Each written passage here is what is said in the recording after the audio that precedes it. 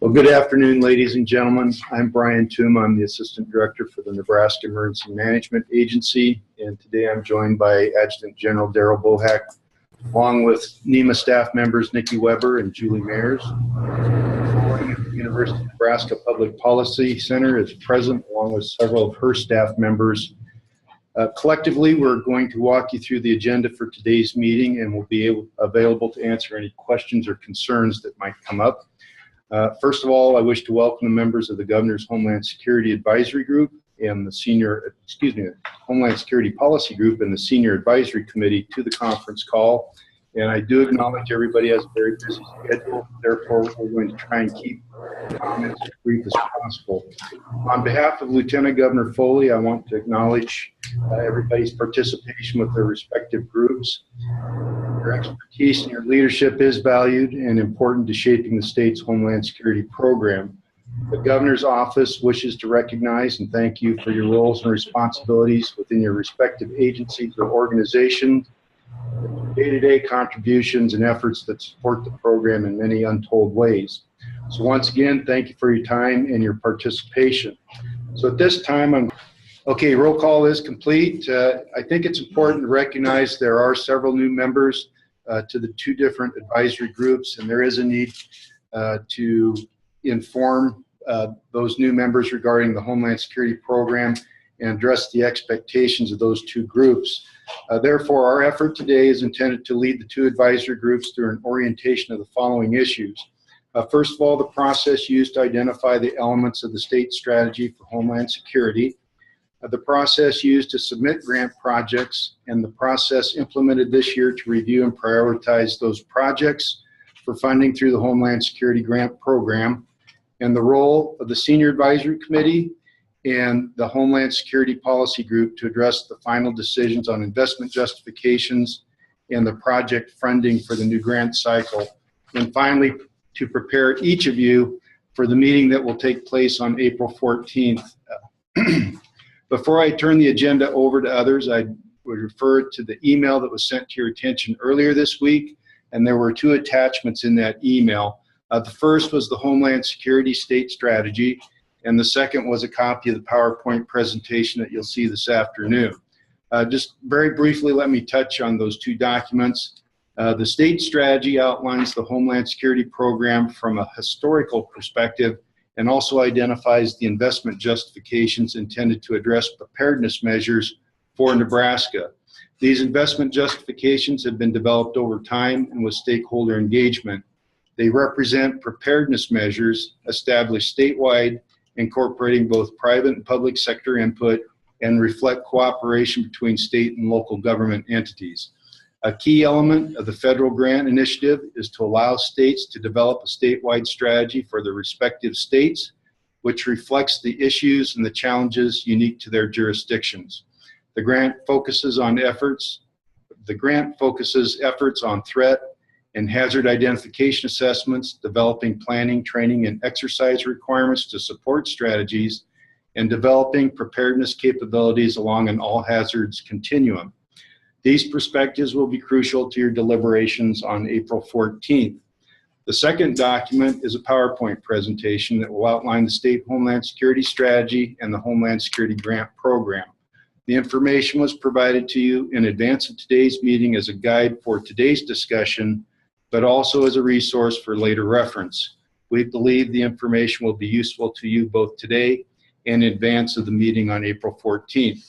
So at this time, I would ask Nikki Weber and Julie Mayers to review the remainder of the agenda items for today. And then at the conclusion of their presentation, we'll open the floor for comment or any questions. Thank you.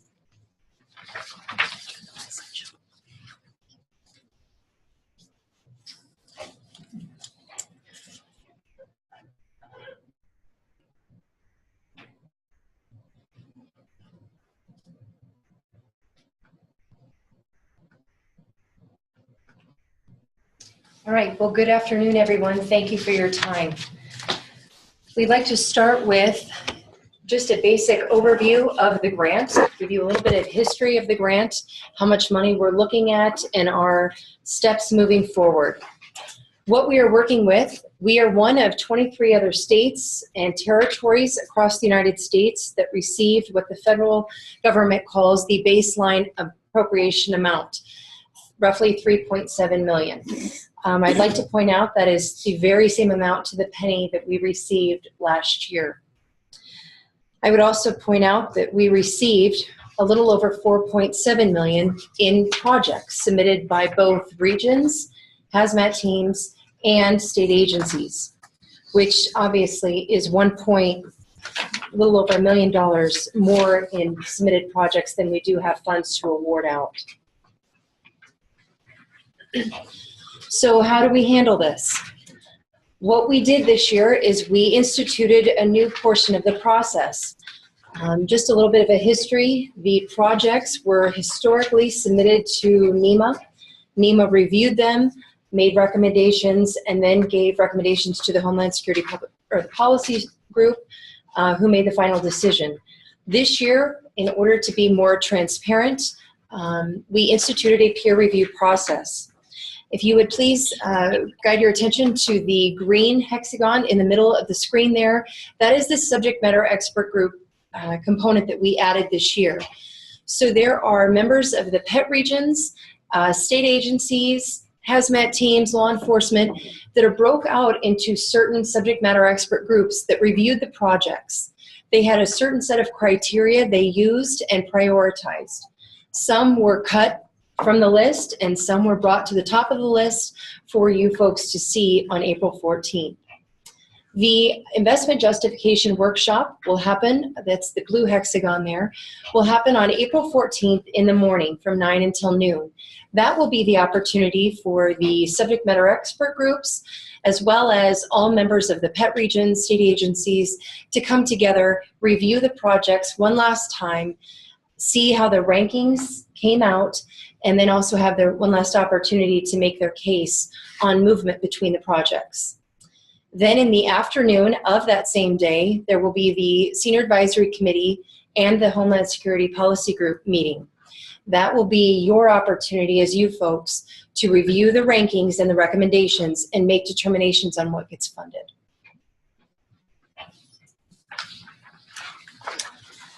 Some more information about how this grant is run. I know many of you on this call and in this room are familiar with other federal grants. This one is rather unique. 20% of the grant allocation may stay at the state level, meaning with state agencies, state jurisdictions, and then 80% is awarded to local units of government. What I would like to point out here is on the 20% that the state may retain, we award 25% of that 20 to the State Patrol Fusion Center to meet that 25% law enforcement requirement. Down below in the next large rectangle there, those are the investment justifications that historically have been submitted under this grant. So just to draw your attention, interoperable communications is just one of the investment justifications. I think we're allowed up to 10 that we submit, but there are projects that have been submitted underneath each of these investment justifications.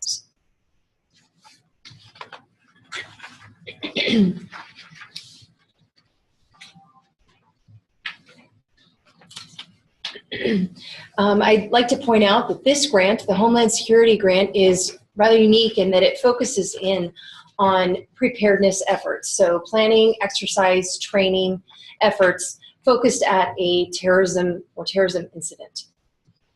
The grant funding must all clearly align with the planning, exercise, training, organization elements with the Homeland Security Grant.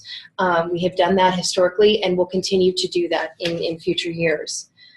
Also wanted to point out that the grant is a 3-year period of performance, and all of the projects are to remain to address risks and threats across the state and focus in on closing those gaps that were identified.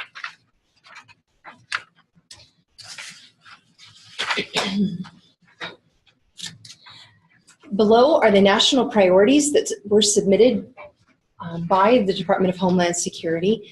These national priorities, many have been in the grant guidance for previous years. These are not new. The key one I would like to point out that is been systematic throughout the grant is the maturation and enhancement of state and major urban area fusion centers. That is a key component of the grant.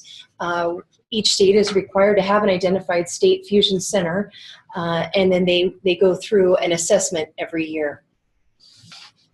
Just to help you in your decision making, the 9 strategic goals that are listed here are directly taken from the Homeland Security State Strategy. There are goals and objectives under each of those that have been identified. So those are key things to keep in mind. Those are the key goals that we would like to see addressed with this grant each year. Okay, this slide, folks, is to outline and give you a better idea of the threat hazard identification risk analysis. For those of you that aren't familiar with that, that is called the THIRA. Throughout the THIRA process, key stakeholders identified certain areas where we felt the state wasn't maybe as prepared as could be, needed more work in, or felt, as in the green, fairly well prepared and didn't need to address quite a few resources or money towards. So if you look through the red, obviously the red portion there on the far left, those are areas where stakeholders last fall identified that we need to target more resources and money to. The middle of the road, the yellow there, obviously they felt could go either way. And then the green, they felt what we currently have in place is meeting the goals and objectives outlined. And last but not least, please familiarize yourself with these tools set forth, keeping in mind that the grant is designed to benefit the entire state, grow the preparedness program, and better prepare the state for a terrorism incident. So just to recap, the projects, again, have already been prioritized by the subject matter expert groups. So law enforcement representatives looked at law enforcement submitted projects. Communication experts looked at communication submitted projects, and so on. They've prioritized them, and what you will see on the 14th is a list of how they came out, and then you will have the opportunity to then talk and discuss if you feel like there should be movement on the list or not. And thank you very much. Okay, at this point, we'd open up the mic for anyone that might have questions or concerns.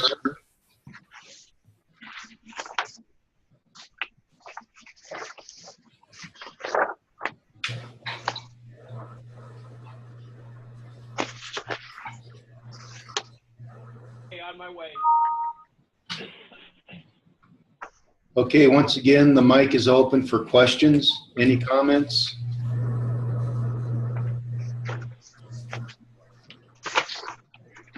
Okay, hearing none. Just to recap, again, this was our opportunity to provide you with a brief orientation for the meeting on April 14th. The subject matter expert groups have reviewed the projects. On the morning of the 14th, the investment justification workshop will take place. Those groups participating in that meeting will do one more final review, prioritize ranked projects once again for a final recommendation that will be submitted to the Senior Advisory Committee and the Homeland Security Policy Group. So if you have any questions in the meantime, please don't hesitate to contact either Nikki or Julie at NEMA, or you can contact myself. That's fine. We're prepared to assist you with any questions you might have. If there's something that you're uncertain about, please don't hesitate to give us a call. So again, the mic is open for any comments.